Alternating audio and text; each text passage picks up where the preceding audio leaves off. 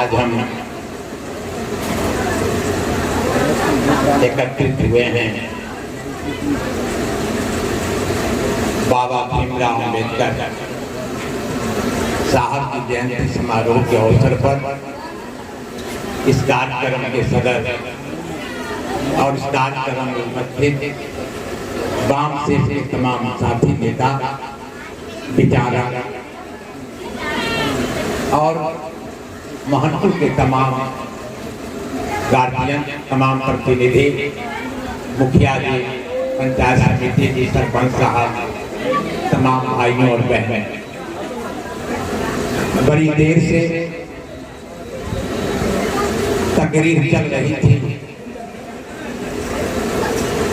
धर्म पे चर्चा हुई, भगवान पर चर्चा हुई, राम पे चर्चा हुई, अम्बेडकर साहब से लेकर के बाबा फूले तक और तमाम जो हमारे पुरखे महर्षि जो थे, जिन्होंने सामाजिक राजनीतिक परिवर्तन की आशा संजोए अपना वैचारिक क्रांति करते रहे, उन पर भी विस्तार से चर्चा हुई। और हम बाबा भीमराव अम्बेडकर साहब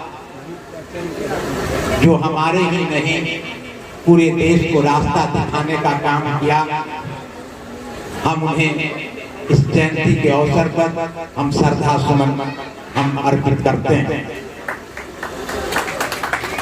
साथ ही जब हिंदुस्तान की आजादी हो गई थी, ब्रिटेन से एक पत्रकार हिंदुस्तान पहुंचे थे, तो वो सीधे नेहरू के से मिलने के लिए टेलीफोन लगाया कि हमें नेहरू साहब से बात करनी है।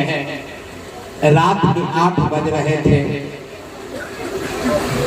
जवाहरलाल नेहरू उस समय देश के प्रधानमंत्री थे।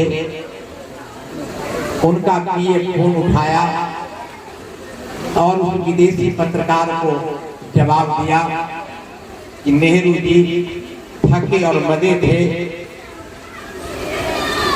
इसलिए वो विश्राम में चले गए हैं, उनसे बात करना संभव नहीं है। जब वो पत्रकार बिरला भवन में फोन लगाया कि हमें गांधी जी से बात करनी है, बिरला भवन में टेलीफोन पर बैठा पीए कहा कि बाबू यहाँ नहीं है, बंगाल के नोआखाली में हिंदू मुस्लिम की लड़ाई हो गई है, उसमें बाबू चले गए हैं। हमारे पास उनसे टेलीफोनिक कोई व्यवस्था नहीं है जो मैं आपको बात कराता हूँ।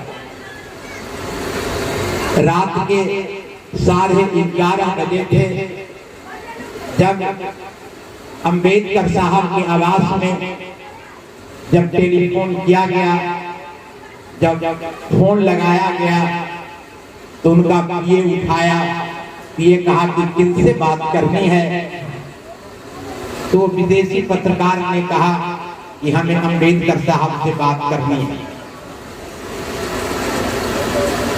कहा कि वो हिंदुस्तान के सबसे बड़े पंचायत के पुस्तकालय में अभी वो पुस्तक पढ़ते होंगे, पुस्तकालय का ये नंबर है, आप उस पर बात कर लीजिए, अम्बेडकर साहब से बात हो जाएगी।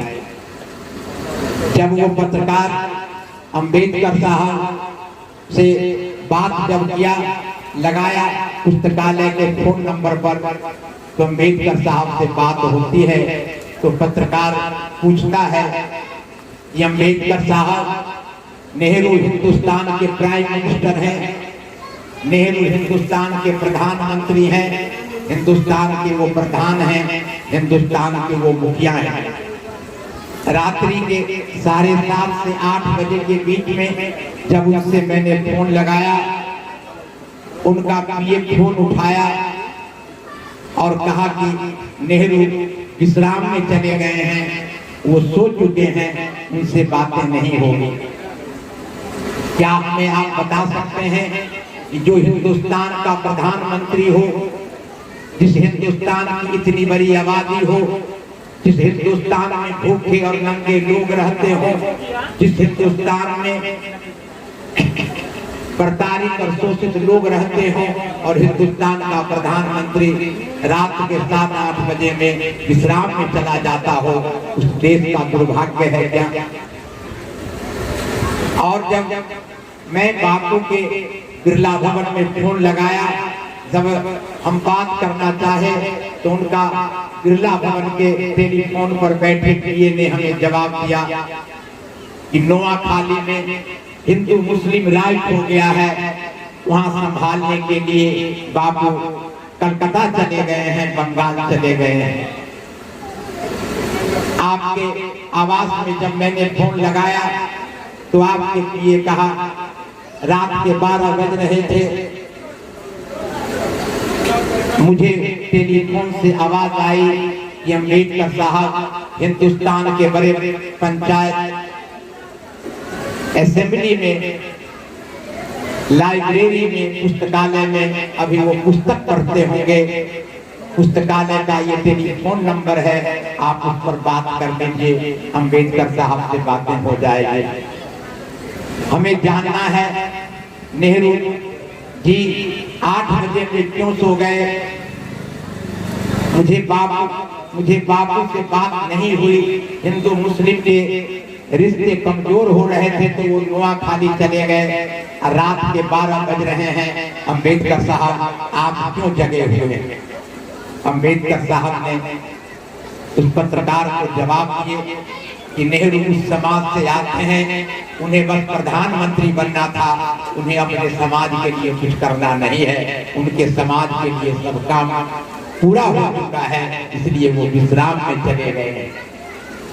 बापू जिस सपना को लेकर हिंदुस्तान में एकता और अखंडता की बात की थी, बापू जिस धर्मनिरपेक्षता की बात उन्होंने की थी, हिंदू मुस्लिम सिख ईसाई के रिश्ते की बात की थी, नोआखाली में आजादी के बाद जो रिश्ते टूटने लगे हैं उसमें बापू चले गए, इसलिए आपको उनसे बात नहीं हुई।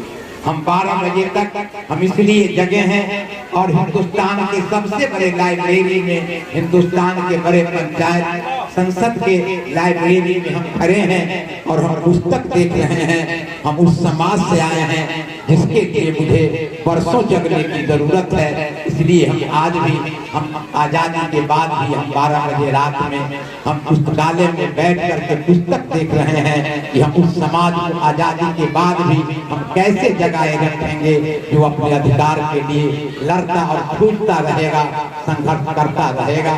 इसलिए भाई आइए, प्रयास चाहे संस्था जो हो, एक अच्छा प्रयास हम वाम शेष के साथियों को हम देते हैं कि आप सच्चाई की तरफ में जगा रहे हैं।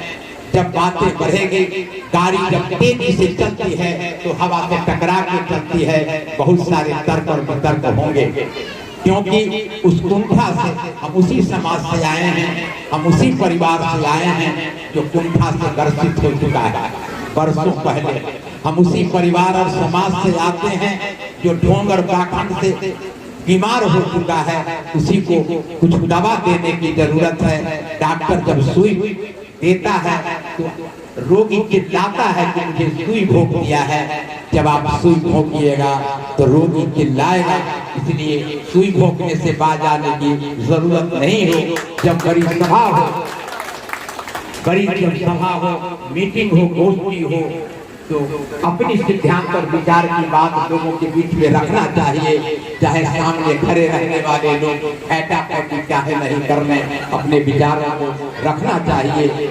विचारों को रखने के बाद ही परिवर्तन और बदलाव होगा और ढोंग और पाखंड से हम वंचित होंगे, निजात पाएंगे। इन्हीं शब्दों के बाद कार्यक्रम करने के लिए कमलकांत बाबू और हमारे यहाँ विजय जी प्रमुख हैं, गोप जी हैं, अरुण शाह हैं, हमारे किशन बाबू मुखिया हैं, ये लोग लगे रहते हैं। अच्छा प्रयास है, लगे रहिए, जगाइए, धीरे धीरे प्यार को बढ़ाना है और हद से गुजर जाना है। धन्यवाद।